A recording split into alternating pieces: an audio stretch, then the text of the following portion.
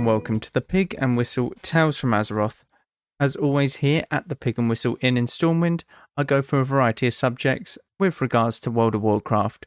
So grab a bottle or a pint, sit back and enjoy. This week's episode, we're going to be going over not necessarily what is in the game now or has been, but it's what might happen in the in the future. This is something that might be a year down the road, 2 years, who knows. But essentially, it's something that when Wrath Classic goes into its era of sandbox mode or its own content mode, like they already are with Heroic Plus, it will be something else that they release, as Season of Mastery is good, but I think that they will expand on it and make it into a Classic Plus. So this is sort of a... if they did Classic Plus, what I would like to see, this is from my own personal view, as because going through Classic again isn't necessarily going to be the most enjoyable, grinding to level, and then you've got to do, the only source of PvP is Battlegrounds. They might expand on that kind of thing. So it's going to be my take on what I would like to see if there was a Classic Plus in the future. But as always, we have the weekly news. So this world boss for this week is in the Onaran Plains, and it is Struran? Strunrunran. I hate these names. I cannot, for the life of me, say them. It took me forever to get used to the Shadowlands bosses, such as Morgeth, what was the big tree in the Night Phase Zone? Aronomonos. That was it. That was the name. That took me a while to get used to. The only reason that I understood that name was purely on the basis that when you walked up to that world boss, the world quest actually said his name, so it just sort of stuck there. But the world bosses are not said when you go up to kill them in this expansion. Strunran. We'll go with Strunran. That sounds a bit more logical and like it is correct. The bonus event for this week is Burning Crusade Time Walking. So you have stuff like Ramparts, Blood Furnace, all of them sort of dungeons, Slave Pens, Underbog. All of them very good dungeons in their own right, and very, very good fun to just go through. I believe they're very good for leveling characters as well, or that might be Warlords of Draenor. But very simple dungeons, nothing too crazy. And if you have any time walking badges and you wanted to spend them on mounts, you can certainly do that for the Burning Crusade mounts and toys, etc. The brawl for this week is Classic Ashran. Essentially, it's Ashran, but it is classic, so it's when it was released in Warlords of Draenor, which means it is always ongoing. The only way you win Ashran is by killing the opposition's faction leader. It's not based off of resources, it's not based off, if the team gets 600 deaths then the other team win. It is the only way to win is to kill the other team's leader. And if you've ever played Ashran, you'll know that that's pretty tough because it requires a lot of coordination, a lot of, real determination to kill that boss. It is very tough to go through there, and you need a tank for it. You need everyone healing the right targets. You just need all around good synergy in a 40-man raid, which without comms is very tough. The mythic affixes for this week are Bolstering, Volcanic, Tyrannical, and Thundering. Bolstering, whenever you kill an enemy, they will bolster their nearby allies, giving them increased health and damage. So either kill everything very fast and at the same time, or just let these stacks drop and it is no big deal. Volcanic, simple, very, very simple. A volcano will spawn under your feet. Just step to the side. It's not that tough. It will interrupt your spellcasting, push you up in the air, do a little bit of damage. It's not crazy, but it will not help with your uptime on enemies and dealing damage, etc. Tyrannical, the bosses and the mobs that they spawn are a bit tankier, so make sure that you bring a talent build that allows for you to do more damage on single target mobs. And Thundering, very simple seasonal mechanic. essentially everyone in the group gets a charge, and you have to cleanse this charge before it runs out, otherwise you will take damage and be stunned. But make sure you make use of it, as it does give you a damage increase before you cleanse it.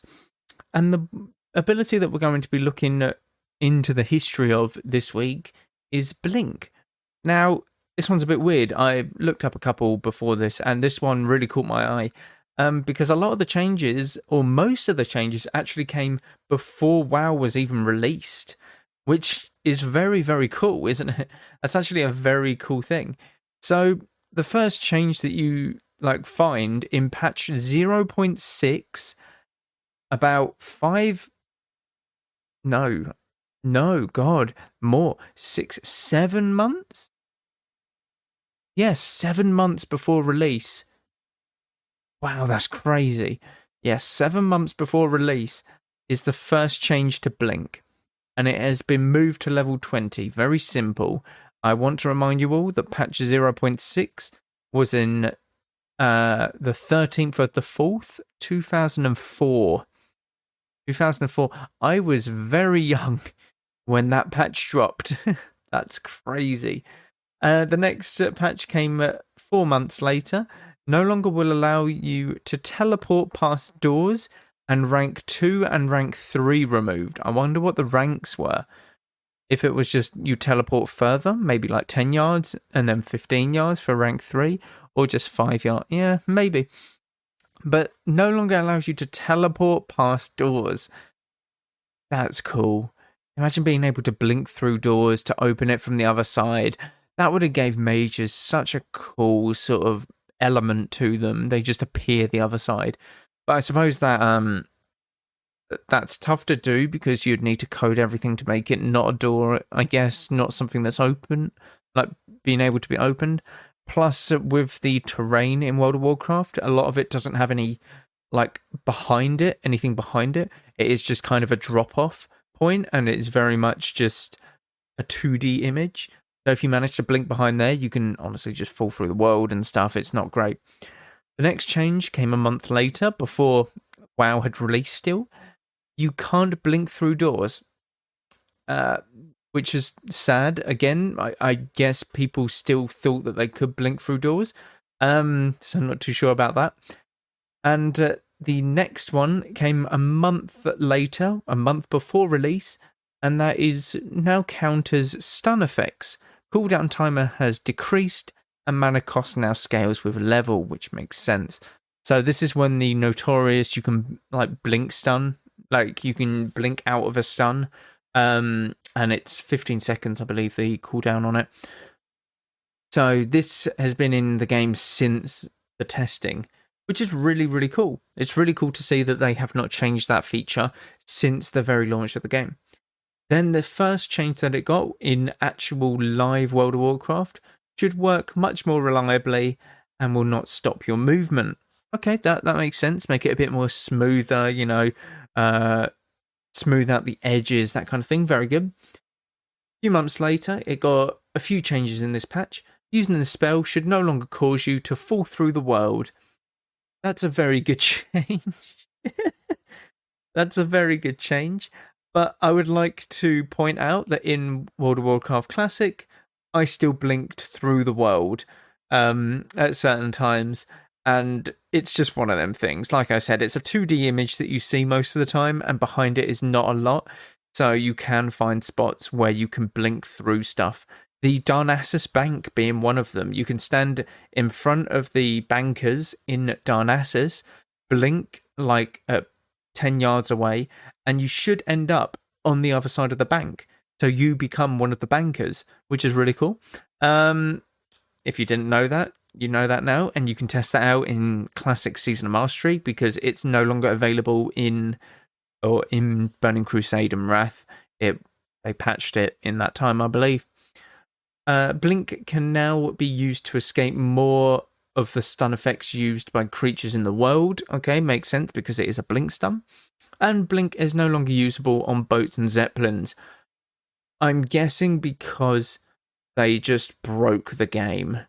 Because if you've got a boat travelling one way at a very fast speed, and you blink forward, the game's like, hold up, wait, you would have already been there. So it's trying to do too many calculations at once back in 2004. So it would have blew up the PC, I would have imagined. The next change came a month later. An error message is now displayed if you try to use blink on boats and zeppelins. They're very simple. And then it got one change after that in Missa Pandaria. So 7 years after. Blink modified by the glyph of rapid displacement should no longer incorrectly free the mage from stuns and bonds. This is just a hotfix for a glyph. It has not changed since patch 1.4 back in 2005. Now, if you ever told me what a balanced ability looks like in World of Warcraft, I can tell you that it is Blink. And I think Blink is a very balanced opinion or a ability because there's a lot of uses to it.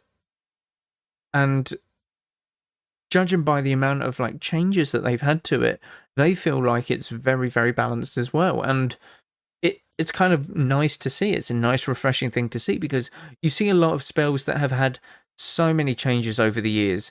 Druid spells have been butchered, re-implemented, gutted, you name it, it's happened to it. And yet Blink has just stayed the same since 2005. 2005. 18 years. In April, it will be 18 years since Blink had an actual change to the ability. Apart from, obviously, the talent Shimmer, where you just get 2 blinks, but you aren't able to blink out of a stun. But that's a completely different talent. Shimmer is completely different to Blink. So, yeah, 18 years since a change. That's crazy. That's absolutely crazy. That is probably one of the most balanced abilities that I've ever seen. Some people might disagree, but hey, what I'm looking at here does not lie. What I'm looking at here does not lie. My chair is creaking. I'm really sorry if you can hear that. I'm not too sure why. I'll probably just fall off the chair in a second. It will just collapse under it. But, yeah, no, it is what it is. So, Classic Plus. Wrath of Lich King obviously has introduced a couple of things, or one thing mainly, which is Heroic Plus, and that is kind of a mythic dungeon for Wrath of Lich King, which is very good, and I think it was a very good implementation, and the way they implemented it, where they brought the raid gear into the dungeons, and they'll keep doing that throughout all of the phases of Wrath of Lich King. Season of Mastery. Again, they've tried something else. They've tried hardcore modes with it. They've tried the extra XP with it. They've tried a lot of things. And in my honest opinion, I think it's very solid. And I think the people who want to play Classic, like Classic, by all means, you're more than welcome to play Season of Mastery. I think they're squishing some of the realms on Season of Mastery, which I'm not surprised about. Purely on the basis that I think there is a very small gathering of Classic, and that will grow. I think that will regrow at the further away we get from Classic, because a lot of people have fond memories of it. But I think that they will also implement a Classic Plus system. Now, I think that they will do 1 or 2 realms for the region. So North America will have 1 or 2. EU, Oceanic, Asia servers, all of the others. They'll all have their own, 2, maybe even 1 server that everyone piles onto. Now, there might be queues for it, but I wouldn't imagine there'd be many queues because you're starting to dilute the player base due to having 4 different World of Warcrafts at that point. You have Retail, you have Wrath of the Lich King, you have Season of Mastery, and you'd have Classic Plus. Classic Plus is something that I want them to do, and I want them to just do it as a complete sandbox for Classic. So you can chop and change a lot of things and sort of use it as ideas to implement in other of the iterations of World of Warcraft, such as Wrath of the Lich King or Season of Mastery, that kind of thing. So you can use it as a playground, a testing area almost, but still keep the game very much alive and giving it content updates. Now, I know this is obviously tough because you would be running 4 different World of Warcrafts, but it is what it is. some of the changes that I would like to see if they did Classic Plus would be something like the mount changes. I think that they should throw it to either level 30 or even level 20. You get your mount in Classic, and then keep it at level 60 for your Epic mount. This way it allows the players to actually get past a lot of the earlier stages of the game, because by the time you hit level 40, you're kind of bored of just running about very slowly. Now, I get that level 40, you're suddenly like, yeah, mount, woohoo, but it's grueling, them level 40, like getting to level 40 in Classic. So I think this would incentivize a lot more people to play the game or further on, if you incentivize them to give a mount at level 20 rather than 40, or even level 30, when you first enter like Stranglethorn Vale, that kind of thing. A couple more quests is what I'd like to see. They can play around with a couple of the zones. So something like, what has very few quests? Shimmering Flats doesn't have many quests. It has, for Alliance, quests in the bottom right, in the very like plain open area where they do the little go-kart racing, that kind of thing. They have about 5 quests, and then essentially it's like, oh, now go deliver this and that. And it's like, oh, okay, there's no real questing hub, as it were. If you look at Gadgetzan and Tanaris, they're very good. So you're constantly going out, coming back, going out, coming back, doing multiple quest chains. If you look at Darkshore, it's a very good example. You're going out and going back, constantly picking up more and more quests. Some of these like zones, I think, need a bit more to them, because a lot of people don't enjoy the mob grinding. A lot of people actually enjoy the quests, and you can put quest chains in that have like very long quest chains that incentivize people to get a very good piece of gear or something like that. If you think of the Scepter of the Shifting Sands quest for Anchorage, this is to get like a mount. This is to get the Black Battle Tank Karaji or something it's called. It's a super long quest chain, and you can do like, you could make that into 4 quest chains by itself. It was that long. So if they can do that in Classic, they can certainly do a few more like dotted around the place. So give Ajara something for endgame content, because Ajara for endgame content essentially has a world boss, and you go there for phase 1 to get douses for Molten Core, to progress Molten Core. After phase 1, you literally don't bother to go there unless you're killing a world boss, which not many people did. I don't think I ever set foot in Ajara in Classic. I didn't go and get my douse. I couldn't be arsed. It's too out of the way. You had to make it actually worthwhile.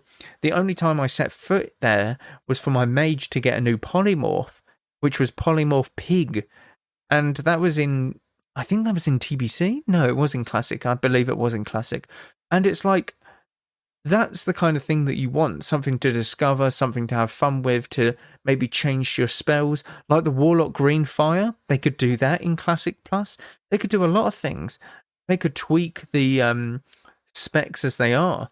Because in Classic, there were only like certain specs that would be viable. For Warriors, it was just, you have to take one certain spec. For Mages, you could only take sort of Frost in Molten Core. So you can play around with the talents a bit. You can make Arcane a lot better. You can make it actually worthwhile. Now, I know a lot of people went Arcane and then into Frost and Arcane and Fire and stuff like that. But essentially, you can make it a lot like more intriguing. For Warlocks, you only took ever one sort of talent build, and that was like half and half for raiding. Like, it's all very much linear. You know what you're going to have to pick in order to do the best damage. So they can play around with the talents. They can implement new talents. They can take talents from TBC and put them in place of like talents from Classic, so that it might be a bit better. You know, that kind of thing. Like, put Mutilate at the bottom of the Assassination tree instead of Vigor, which just gives you 10 energy. Like 10 extra energy. Who wants that? No one ever took that. It was a dead talent. You could put Shadow Dance at the bottom of the Subtlety tree. How cool would that be? Having Shadow Dance in Classic. Like, you can really mix it up for Classic Plus. So I think I really got off on a tangent there. I was talking about quests. But yeah, essentially you can change a lot of things in Classic Plus. New dungeons being another version. So you can add like you have Stratholme, obviously, but you can see the culling of Stratholme. You just alter it a little bit in terms of the gear that you get. You can add new raids. You can open up the Caverns of Time in classic World of Warcraft and put new raids in there. So you can do like, I don't know, you take raids from Warlords of Draenor, from Missa Pandaria, you take them all and just adapt them so that you can see it through sort of the past, sort of, the Bronze Dragon's flight size where you see it in the past. So you can see a good one here is the Invasion of Stormwind. Like a raid would be an Invasion of Stormwind. And this was like you play as the orcs that invaded Stormwind and took over Stormwind in the Second War or something. Like, how cool would that be? How amazing would that be?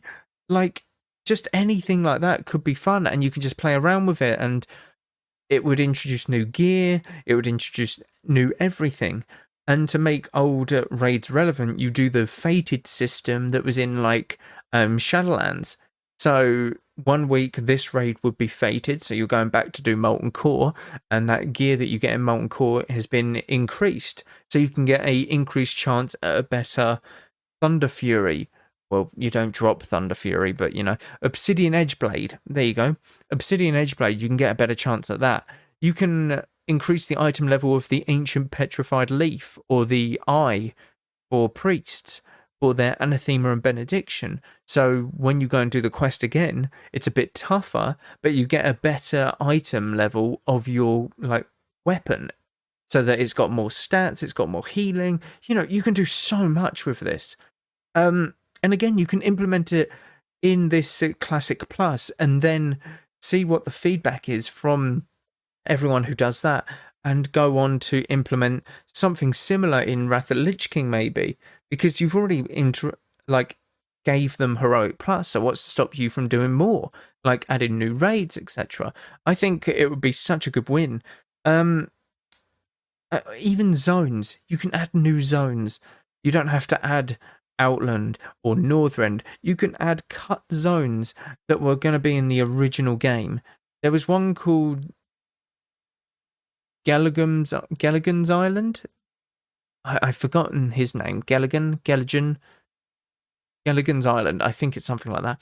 But it's in the bottom left of Eastern Kingdoms. It is off the coast of Stranglethorn Vale, and you can turn that into a high level hub.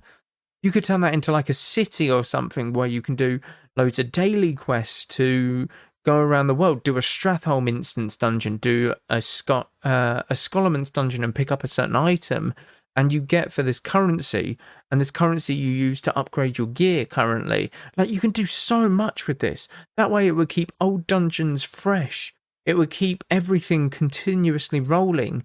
Like, there's so much that you could do with a Classic Plus.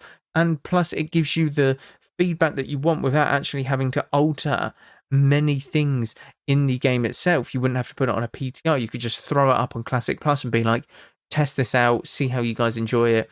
If it's a winner, we might implement it in others. The only thing that you would need to do is make sure that people know that Classic Plus would kind of be a playground, would kind of be like, oh, we'll be putting a load of wacky stuff up here, we'll be chopping and changing a lot of things just to see how it goes.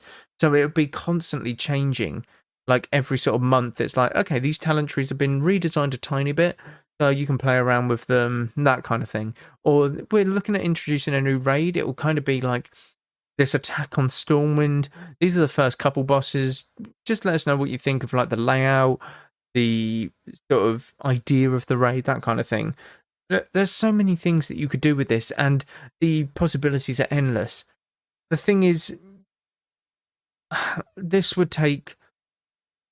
This is like a couple years away.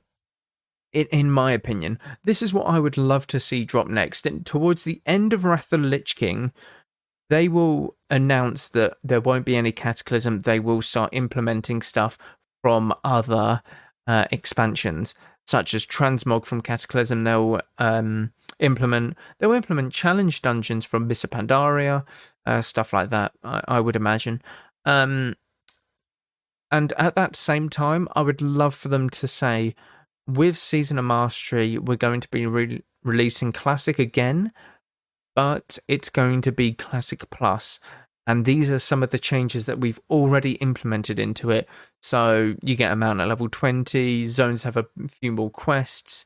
Not too crazy. Obviously, the quests are still there, but it's just a couple more to get you over that sort of threshold. New dungeons start off the game with. Instead of Wailing Caverns, you have alongside it the Caverns of Wailing. Who knows? But it is essentially a sister to the dungeon, and you can choose to go into this half of the dungeon, which has new bosses, new mechanics, a new complete look. It might be the part of the cavern that had collapsed, and people or excavators have dug through the rubble and opened up this whole new cavern that is now just dead. No, sort of grass, no lush life in there. It is all things that are dead and stuff. It's all corrupt, that kind of thing. You can do so many things with it. It's so many things, and I would love for them to just announce that towards the end of Wrath of the Lich King, to be honest, or even halfway through Dragon Isles. We'll get an announcement very soon, I would imagine, on the first major patch of Dragonflight. I don't think anything will be said then. I would imagine it will be said a phase before Wrath of the Lich King ends. So probably just before Icecrown Citadel has been announced. It'll be around then, or during that announcement they'll probably say something, if there is a Classic Plus in place, which I would love to see.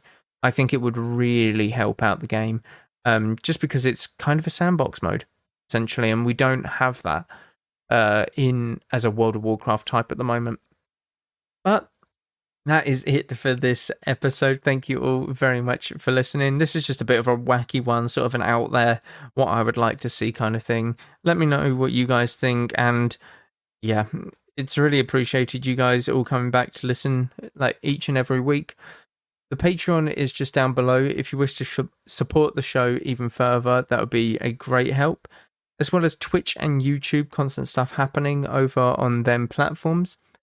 But thank you all very much once again, and go with Valor, friend. Goodbye all.